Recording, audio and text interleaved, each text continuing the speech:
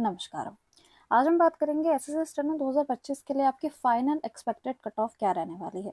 जैसे कि आपको पता है कुछ ही दिनों के अंदर आपको पोस्ट प्रेफरेंस फॉर्म जो है वो आपको देखने को मिल जाएगा। ठीक है, पोस्ट प्रेफरेंस फॉर्म देखते ही आपको उसके बाद ही आपका जो है वो फाइनल रिजल्ट जो है वो आपको देखने को मिलेगा।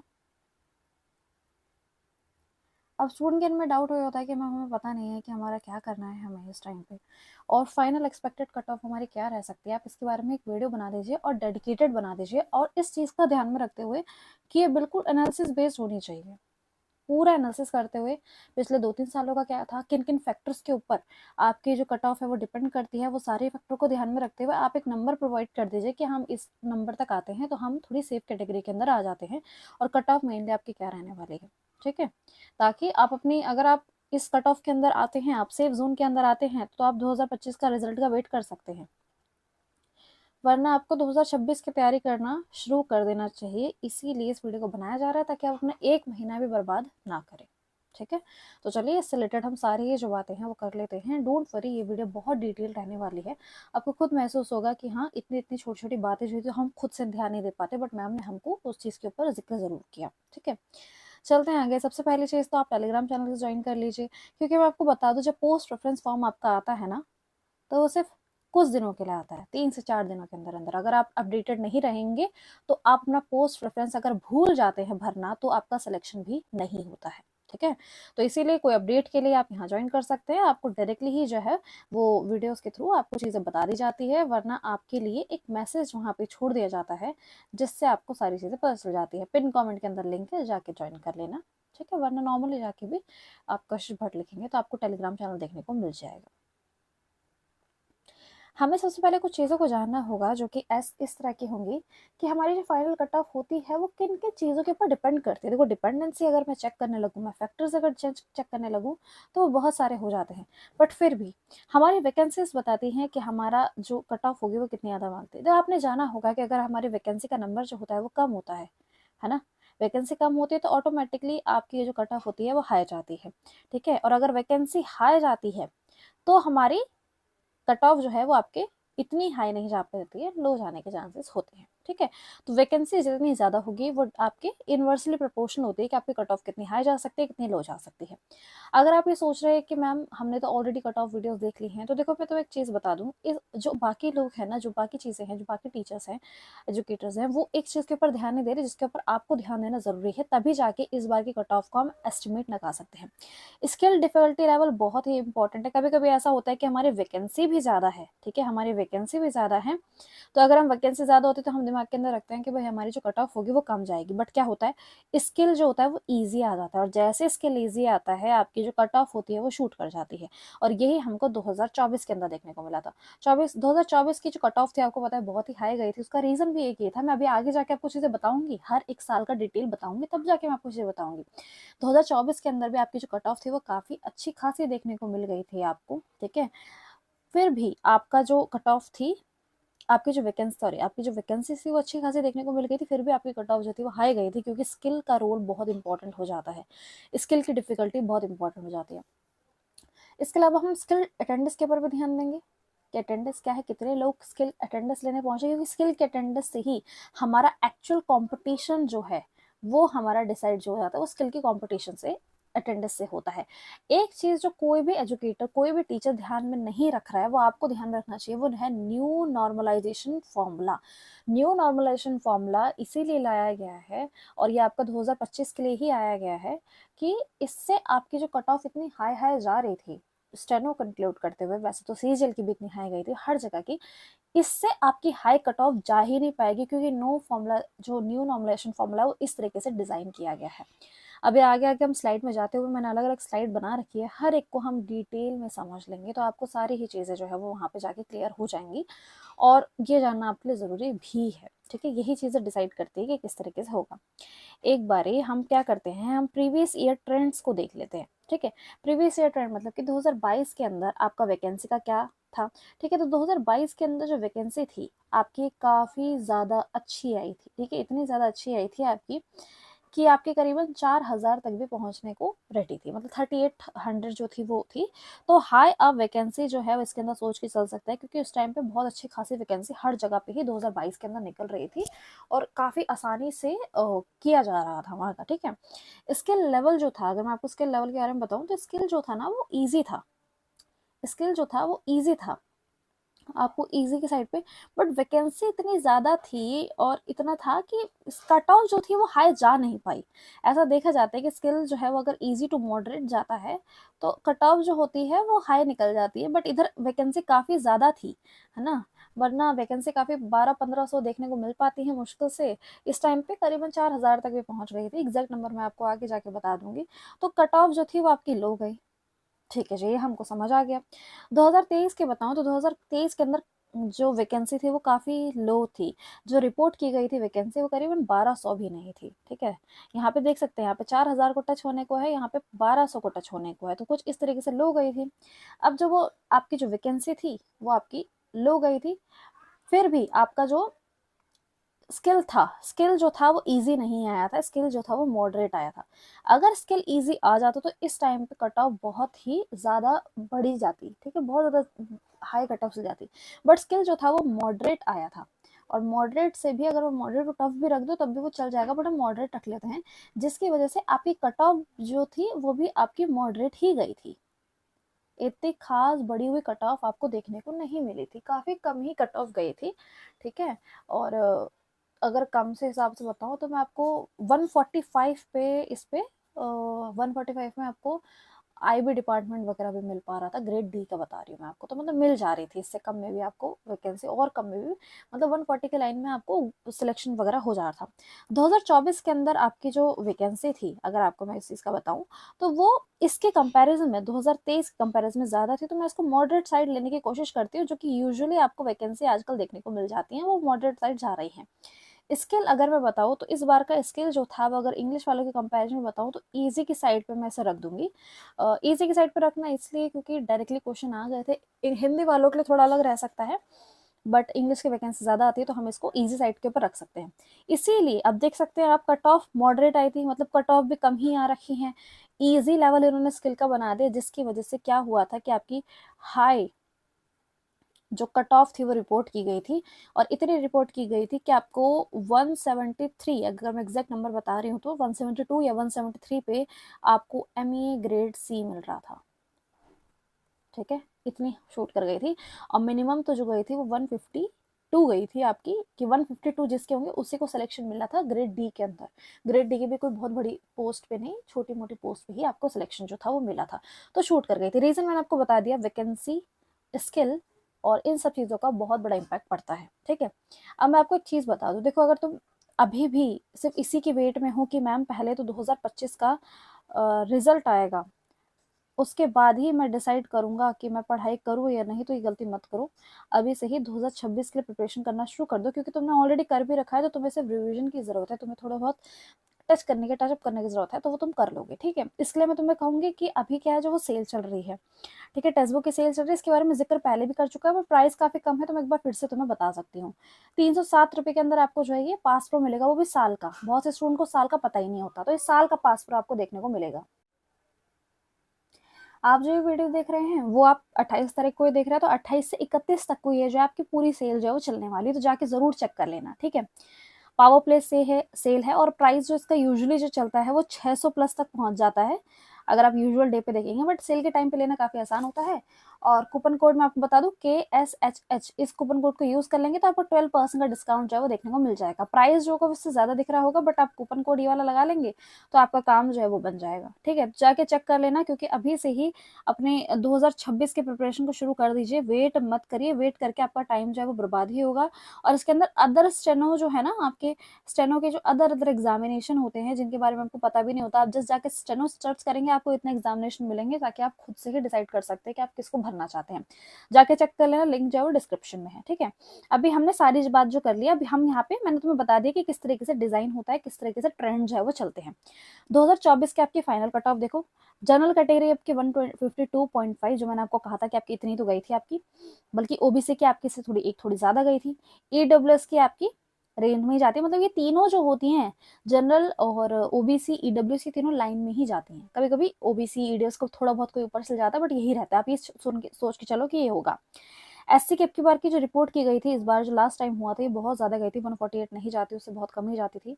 130 की लाइन में भी सिलेक्शन हो जाता था, बट 148 पे आपकी यहाँ पे गई थी। रीजन मैं आपको बता ही चुकी थी। और 121 आपकी एससी की गई, एसटी की गई थी। ठीक है, तो ये आपका 2024 की फाइनल कट ऑफ जो थी, वो मैंने आपको चीजें जो है वो समझा दी है। अब हम एक एक करके अपनी चीजों को समझते हैं कि 2025 का इसी हिसाब से क्या चीजें रहने वाली है।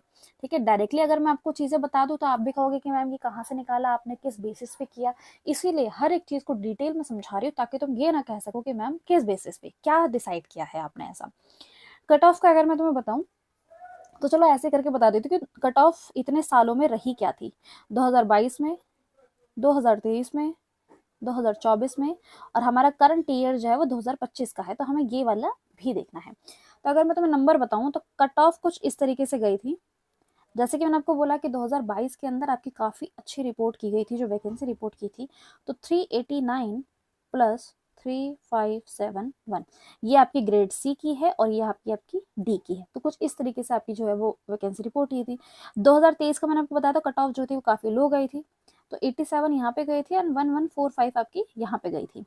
फिर 2024 के अंदर 2215 आपकी यहाँ पे गई थी, और फिर 1908, जो कि अच्छी खासा नंबर है, 2000 तक की आपकी वैकेंसी देखने को मिल गई थी। ठीक है, अब यहाँ पे देखो आपकी 230 आपकी अभी की गई है, जो कि आप देख पा रहे हो कि अगर हम पिछले कंपैरिजन करें, 2024 के अंदर ग्रेड सी के अंदर 15 थी, यहाँ 30 तक आई है, और यहाँ 1360 आई है। ठीक है, अगर हम 2024 से कंपैरिजन करें तो वैसे तो वैकेंसी कम आ रखी है आपकी, बट स्टिल ये एक अच्छा नंबर है, और इसके चांसेस है इंक्रीज होने के। ठीक है, चांसेस होते हैं इनके इंक्रीज होने के, तो ये इंक्रीज होगी ही। ये नंबर आपका अगर अगर ईश्वर की कृपा रही तो 1800 तक पहुंच जाता है तो बहुत बेहतरीन है, वरना इतना आप सोच के चल सकते हो कि कम नहीं जाएगा ये नंबर, ये इंक्रीज ही होगा। तो वैकेंसी का मैं आपको बता चुकी हूँ कि इस बार वैकेंसी भी आपके ठीक ठाक आपको देखने को मिल रही है। स्किल डिफिकल्टी लेवल अगर मैं बताऊं तो इस बार का जो डिफिकल्टी लेवल था, वो मैं ये नहीं कहूंगी कि बिल्कुल ही बहुत हाई चला गया, ये बहुत कुछ था। इस बार का डिफिकल्टी लेवल जो था वो मैं मॉडरेट साइड पे रखना ज़्यादा प्रेफर करूंगी। ठीक है, इस बार का जो था वो आपको मॉडरेट साइड पे मैं रखने को कह सकती हूँ। अगर आप काफ़ी टाइम से पढ़ते हुए आ रहे हैं तो इजी टू मॉडरेट भी रखा जा सकता है, वरना मॉडरेट साइड इस बार का स्किल लेवल था। तो अभी तक हमने देखा वैकेंसी भी ठीक ठाक आ रखी है, मॉडरेट आ रखी है आपकी, स्किल लेवल भी मॉडरेट आ रखा है। तो अभी तक चांसेस नहीं बन रहे हैं कि कट ऑफ हाई जाएगी, जितनी पिछली बार गई थी 2024 के कंपेरिजन में। ये आपकी कट ऑफ है यहाँ पे, ये देखिए, ये इतने ही स्टूडेंट का कंपटीशन आपका अब रह गया है। तो जैसा कि मैंने आपको कहा, ये रहा जो आपके बन कितने रहे, 17473। ठीक है, 17473, सिर्फ इतने स्टूडेंट जो हैं, इतने स्टूडेंट हैं, और वैकेंसी आपकी कितनी पड़ रही हैं, ये रही करीबन ये। तो अगर हम 1600 भी मान के चल लेते हैं, अभी 1600 नहीं हुई है बट इतनी आपकी हो जाएंगी, तो आप ये सोच के चल सकते हो कि 17,000 में से सिर्फ 1600 का सिलेक्शन होगा। बाकी के जो आपके 1500 करीबन तक होंगे, ये 1400, 1500 ही आप बोलेंगे, 1500 तक के होंगे, उनका सिलेक्शन नहीं होगा, तो 2026 में वो अटेम्प्ट दे रहे होंगे। इसीलिए कह रही हूँ पढ़ाई करो, छोड़ो मत पढ़ाई। ठीक है, ये मैंने तुम्हें नंबर बता दिया कि अभी एक्चुअल कंपटीशन सिर्फ 17,000 का ही बच रह गया, 1700 नहीं 17,000 का कंपटीशन जो है वो आपका यहाँ पे बचा रह गया है। सिर्फ 17,000 स्टूडेंट में से ही सिलेक्शन होगा, और कट ऑफ उसी से डिसाइड होगी कि क्या होने वाली है। चलो जी, अब न्यू नॉमिनेशन फॉर्मूला के ऊपर भी नजर डालना जरूरी है, क्योंकि इसके बिना सारी बातें बेकार है। जैसे पुराना जो हुआ करता था पहले, ओल्ड जो नॉमिनेशन फॉर्मूला था, वो क्या करता था, जब भी किसी का जो कट ऑफ होती थी, अगर किसी का शिफ्ट जो थी वो टफ आती थी, तो उसको प्लस कर देता था। हर किसी के मार्क्स सिर्फ हमेशा प्लस ही हुआ करते थे, कभी भी किसी के मार्क्स माइनस नहीं हुए थे कि माइनस कर देंगे भाई, इनका लेवल जो है वो इजी आ रखा है तो हम इनको माइनस कर देंगे। उनको नहीं होता था, वो कहते थे कि हम क्या करेंगे, इजी वालों को तो हम मार्क्स देंगे ही नहीं, मॉडरेट वालों को हम देख लेंगे कि भाई इनको थोड़े बहुत अगर हम मार्क्स पकड़ा दे तो 1-2 मार्क्स, और जिनकी हार्ड शिफ्ट पड़ जाएगी हम उन्हें भर भर के मार्क्स दे देंगे, इतने मार्क्स दे देंगे कि तुम्हें 15-20 तक का भी प्लस प्लस हो रहे हैं। तो ये ऑल नॉमिनेशन, जिसकी वजह से इतना इतना इनकी इतनी इतनी शिफ्ट में एग्जाम करवाया करते थे कि वो हो ही नहीं पाता था नॉर्मलाइजेशन उतने अच्छे तरीके से। अब जो न्यू नॉर्मलाइजेशन है ये कहता है कि भाई अब हम बढ़ने नहीं देंगे, अब हम क्या करेंगे, अब हम ये करेंगे कि 3 तरह के तो शिफ्ट होती हैं, इजी, मॉडरेट और हार्ड। तो हम क्या करेंगे, हम मॉडरेट वाले को मान लेंगे एकदम मीन वैल्यू, ठीक है। अब इसके जो इजी लेवल वाले होंगे उनके माइनस कर देंगे मार्क्स, और जो इससे हार्ड लेवल पे चले जाएंगे उनको प्लस कर देंगे मार्क्स, है ना। तो इससे होगा क्या कि सबको प्लस नहीं होंगे, इजी वालों के माइनस भी होंगे, जिसकी वजह से जो कट ऑफ होगी, जो कट ऑफ होगी वो थोड़ी बैलेंस हो जाएगी। और जिस तरीके से बैलेंस हो जाएगी और जिस तरीके से 2024 की कट ऑफ गई है वैसी तो नहीं जाएगी। तो अगर आप इस चीज को लेकर डर रहे हो कि मैम क्या इस बार भी 152 पे ही सिलेक्शन होगा, तो मैं तुम्हें इस चीज की गुड न्यूज दे दूं कि ऐसा नहीं होगा, क्योंकि सारी ही चीजें हमारे फेवर में आ रही हैं, ठीक है। सारी ही चीजें हमारे फेवर में आ रही हैं, ठीक है। ये भी एक लास्ट स्लाइड है हमारी, इसको भी देख लेना, उससे भी तुम्हें समझ आ जाएगा।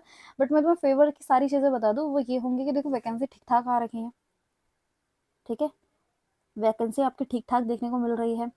स्किल भी आपका इजी नहीं आया है, ठीक है। स्किल इजी नहीं आया, मैं इजी पे ना लिख रही हूँ, ठीक है। अटेंडेंस भी आपकी बहुत कम तो नहीं गई है, बट अटेंडेंस भी ठीक ठाक आपकी आ रखी है, ठीक है। और न्यू नॉर्मलाइजेशन फॉर्मूले की वजह से वो आपकी कट ऑफ ऊपर जाने नहीं देगा। तो ये सारे ही केसेस ये दिखाते हैं कि 2024 जैसी कट ऑफ नहीं जाएगी, उससे कम जाएगी। अब डिपेंड करता है कितनी कम।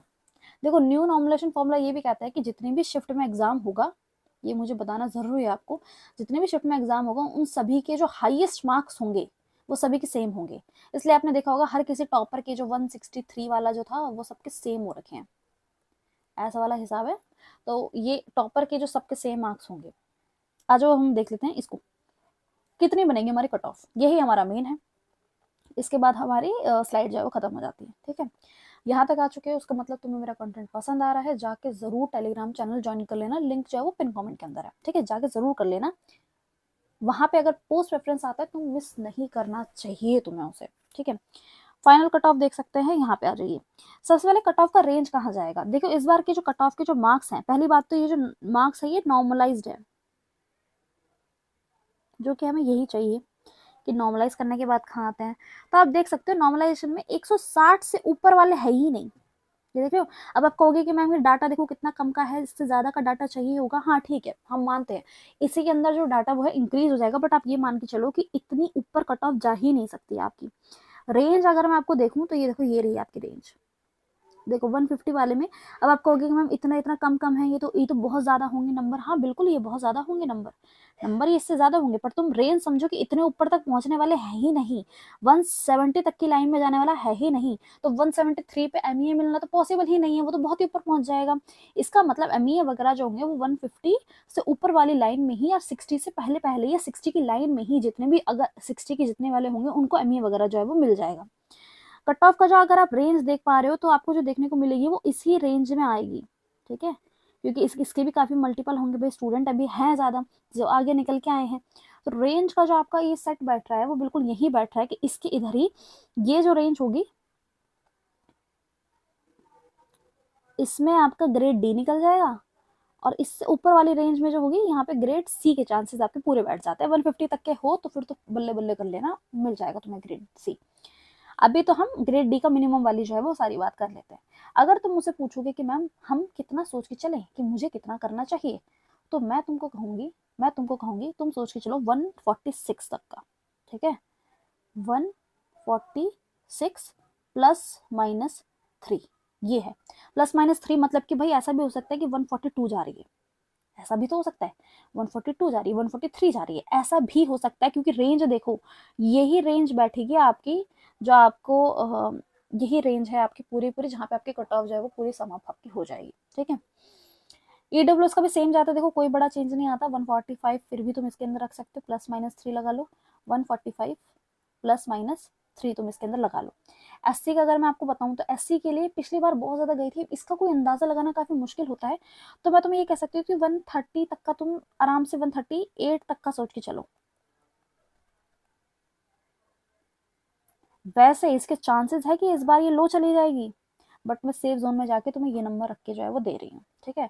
वरना तो 135 तक का भी नंबर जो है वो रख के देख सकते हो। काम करते हैं हम इसको 148 जो होगा वो ज़्यादा ही ऊपर पहुंच रहा है मेरे हिसाब से, हमें इसको 146 तक मैं इसे रख सकती हूँ, ठीक है। और अगर आप इसकी बात करोगे तो इसके लिए आपको मैं कहूंगी कि आप 125 तक का सोच के चलो,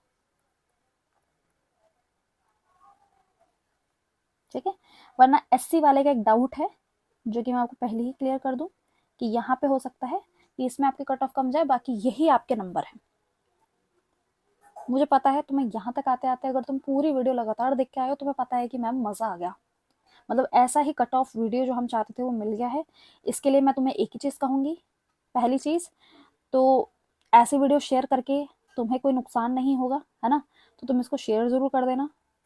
दूसरी चीज, इस वीडियो को हाइप कर देना ताकि ये नए से नए स्टूडेंट के पास पहुंचे और पता चले कि भाई हाँ, ऐसे भी हैं जो इतना डिटेल करके एनालिसिस बताते हैं। दूसरा, इसके बाद तीसरा मैं चीज आपको ये कहूंगी कि अपने कमेंट में आप मुझे ये बताइए कि आपका नॉर्मलाइज स्कोर क्या है, ठीक है, ये जरूर बताना आप मुझे, ठीक है। नॉर्मलाइज स्कोर आप मुझे जरूर लिख के जाना। और एट लास्ट मैं आपको कहूंगी टेलीग्राम चैनल ज्वाइन कर लीजिए, क्योंकि जल्द ही आपका पोस्ट प्रेफरेंस फॉर्म आपको देखने को मिलेगा और आप अपडेटेड होने चाहिए, वरना फिर सब कुछ बेकार हो जाएगा, ठीक है। यहाँ पे हम इस वीडियो को एंड करते हैं। मेरे हिसाब से आपको सारी चीज़ें समझ आ गई है और मैंने काफ़ी डिटेल करके चीज़ें समझाई हैं, और मुझे लगता है कोई भी चीज़ मैंने यहाँ पे मिस करी है, मेक श्योर किया मैंने कि काफ़ी टाइम लेके मैं वीडियो बनाऊँ, बट मैं तसल्ली से बनाऊँ, और वो मैंने कर दिया है यहाँ पे, ठीक है। अब तुम्हारा काम जो है वो मैंने तुम्हें बता दिया, जाके कर लेना, और फिर मिलते हैं अपने नेक्स्ट वीडियो में। और बताना मुझे ज़रूर कि आप किस रिलेटेड वीडियो नेक्स्ट चाहते हैं, और पढ़ाई करना शुरू कर दो, ठीक है, पढ़ाई करना शुरू कर दो। कुछ बुक्स का लिंक मैंने डिस्क्रिप्शन में डाल रखा है, जाके चेक करना चाहो तो कर सकते हो। बाकी हम यहाँ पे इस वीडियो को एंड करते हैं।